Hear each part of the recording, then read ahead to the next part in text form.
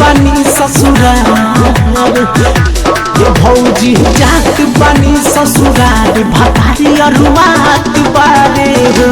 ये भौजी जात बानी ससुराल भतारी अरुआत बारे हो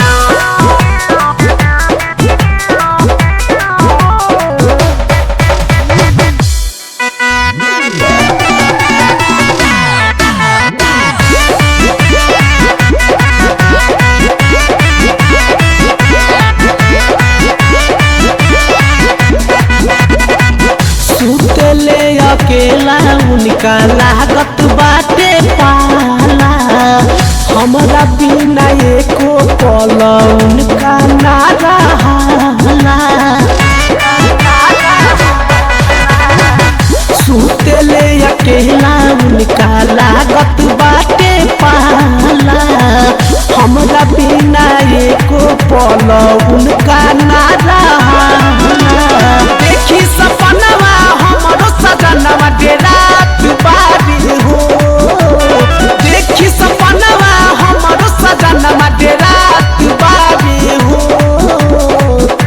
ये भौजी जात बानी ससुराल ये भौजी जात बानी ससुराल भतारी अरुआत बारी हो ये भौजी जात बानी ससुराल भतारी अरुआत बारी हो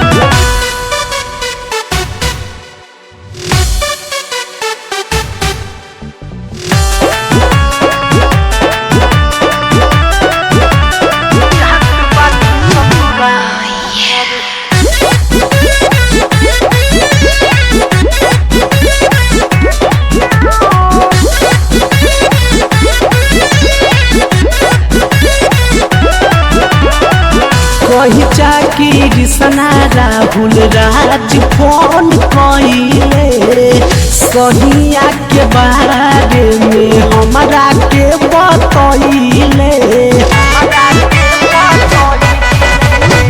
कही चाकी सना राहुल राज फोन कइले सहिया के बारे में हमरा के बतइले कहे कि भौजी खास बात बागी हो कहे कि भौजी खास बात बागी हो ये भौजी जात बानी ससुराल ये भौजी जात बानी ससुराल भतारी अरुआत बारे हो ये भौजी जात बानी ससुराल भतारी अरुआत बारे हो चहिया से नहीं हट आईनी खाना न खात बारे हो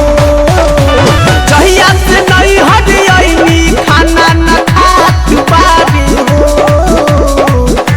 ये भौजी जात बानी ससुराल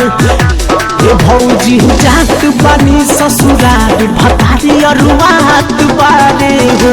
ये भौजी जात बानी ससुराल भतारी अरुआत बारे हो।